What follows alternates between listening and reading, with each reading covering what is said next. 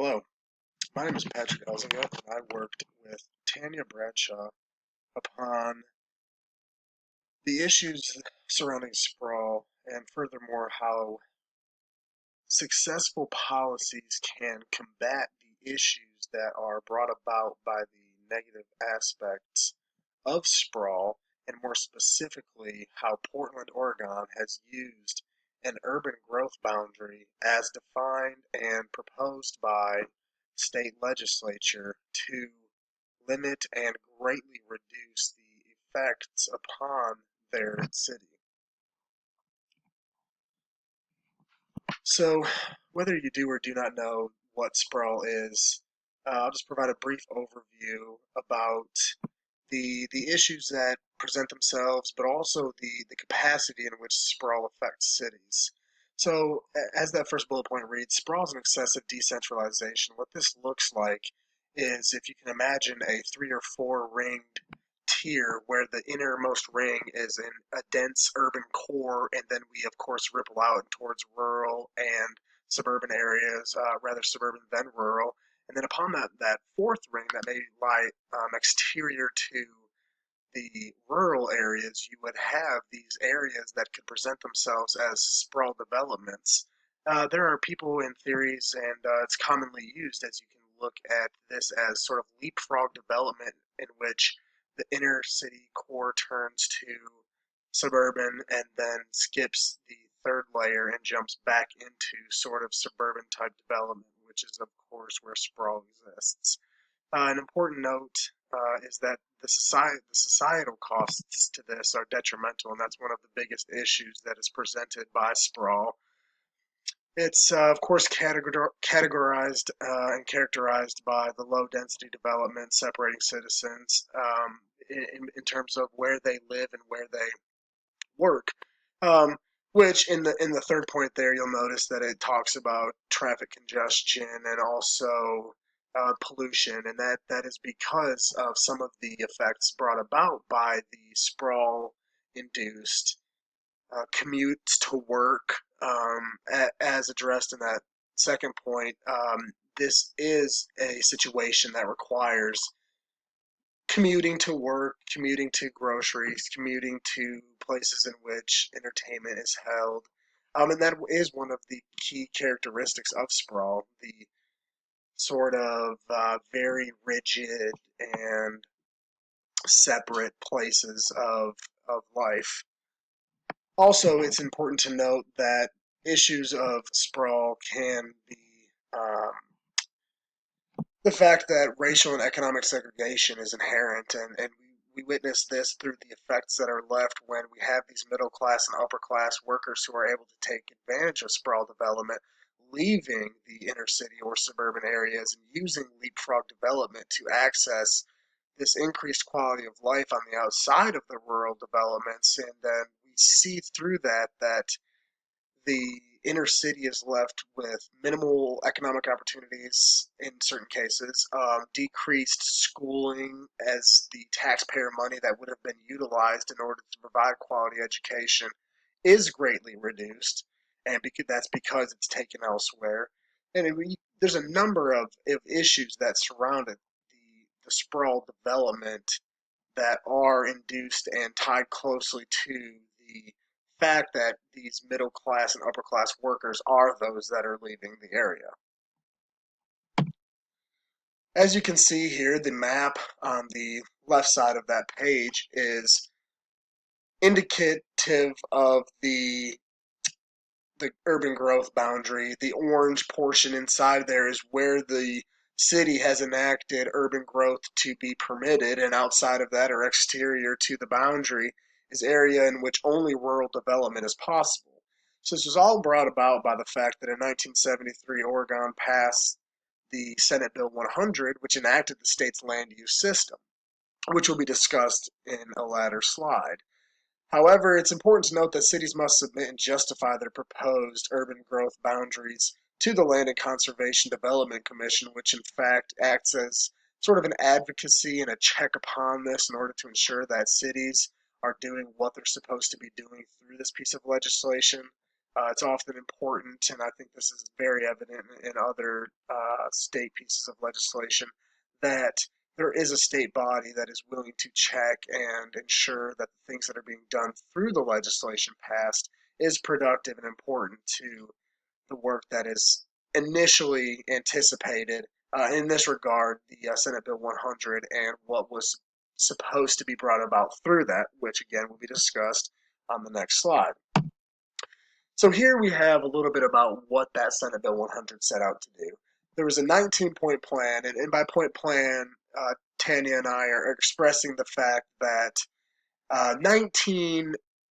aspects or 19 portions of life were to be addressed through this, areas in which the urban growth boundaries were to enhance or develop, such as citizen participation in voting, things like we talked about earlier, like environmental hazards being reduced, and also, of course, the three that you'll see there, which is the preservation of agricultural lands, which is important in Portland, as we note that exterior to that boundary, the only thing that can be developed um, at a very successful rate is that of agricultural land. Secondly, to note is the conservation of forests and open space. This is very important to Oregon and Portland specifically, as this is a portion of life that is greatly enjoyed by many residents. And the third portion of this is one thing that may be sort of the of course of the duh moment, but this is set out to develop superior and livable cities um, through the things that are inherent to sprawl being minimized and reduced, such as increasing density by infilling developments of not only housing but also jobs and businesses, improving public transit options. I mean, this is an important feature as we understand that the portion of sprawl that induces automobile usage, when you limit that and reduce it, what you're doing is requiring people to take a good hard look and a good consideration as to whether or not they're willing to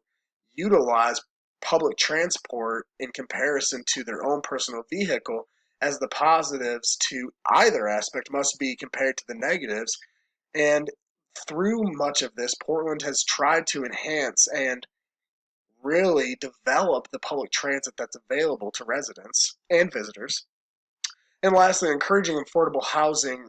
options. And of course, this has got to be close to employment, as many of these opportunities are going to come within the urban growth boundary. But again, this looks like infill, as we are limiting the amount of sprawl that can be developed in this leapfrog development on the exterior to rural.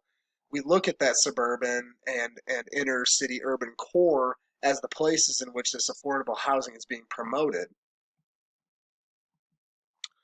So here we have sort of the logical process, or the way in which this plays out. And as you can see, the land and city planners are deep in thought, contemplating needs, forecasting futures. From there, they perform discretionary and non-discretionary land use reviews, understanding the demands of what the boundary is, not only in terms of where it is currently, but where it needs to be, and analyzing the differences in that situation. Then, of course, setting the boundary in which the building permits or development permits will be granted.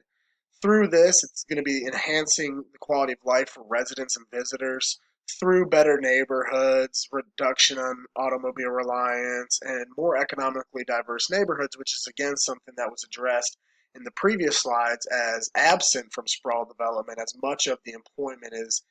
evaporated when these middle class and upper class workers exit the inner city. And lastly, through that development and through the things that are being done, there's a reduction in environmental harm and a more socially cohesive and participatory community. And again, this is the portion of social capital that was being addressed, as sprawl limits the amount of interaction that is forced. But not only that, but when you allow for individuals to exist in a sprawl type development, there's a general disconnect to the society, as there is very much time spent commuting, very low interaction with neighbors and with community organizations, as it really is the drive to work, drive to home, drive back to work kind of thing, rather than being involved and deeply rooted inside the organizations that exist within the community. So in order to evaluate this policy, we're going to look at three ways to evaluate this policy. First, the research question for this portion is, did we increase the density? And I think this is a rather straightforward way to look at it, as we understand that the growth boundary will seek to do that. And so therefore, we're just going to look at the population density currently within that growth boundary. And through looking at census data and the building permits that have been granted, we will sort of take a comparison of how much the boundary has expanded or grown in terms of acreage or square miles in comparison to what kind of things are being done within that boundary in terms of people moving in and businesses being developed. Secondly, how does this impact the agricultural portion of the policy?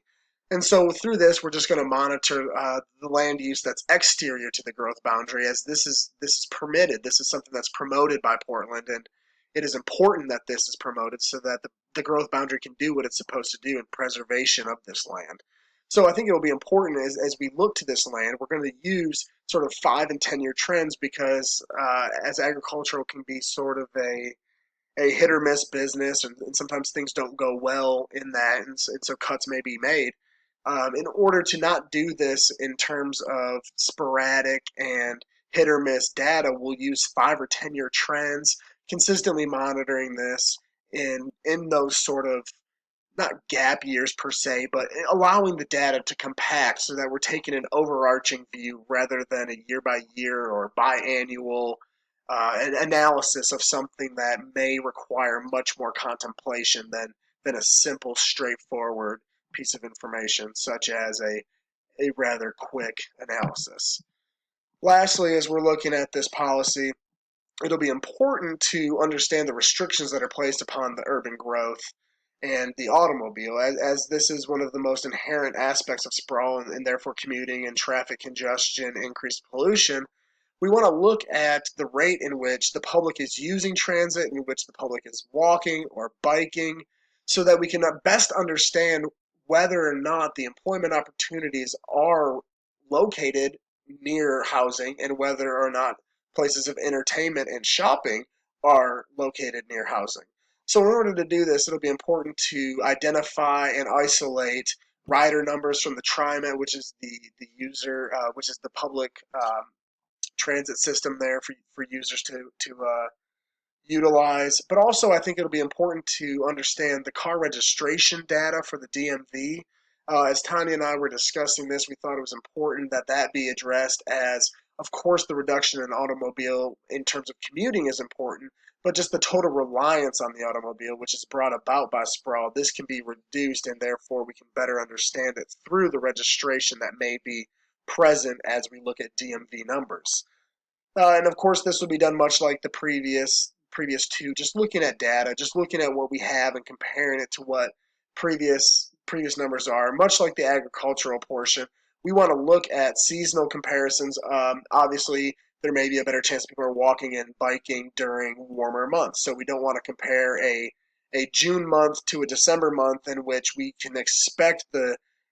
walking to be reduced, as it's going to be too chilly to walk, or people don't want to walk in the snow and things of that nature. We want to try to limit those outside influencers to be present. But also just trends in cataloging vehicles. How many cars are being purchased? How many cars are being registered? How many cars are insured within the city? And of course, that's going to be sort of an alluding notion to how many cars are being used on a daily basis, or a weekly basis, monthly basis, whatever it may be, but how many cars are being relied upon within the Portland area.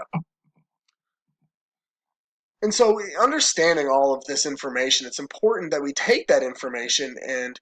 utilize it to the best of our ability, which is, of course, how successful it is in that Senate Bill 100 and in the implementation of that.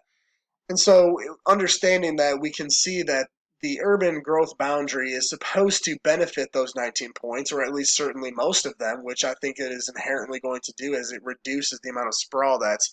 possible. But it's important that we do look at how successful that is and how successful the city is. And not only that, but if we're looking at how well it does in terms of reducing sprawl, we need to best understand how it shapes daily lives, how it promotes quality of life, how the social capital is promoted, and how people of Portland can further enjoy their lives.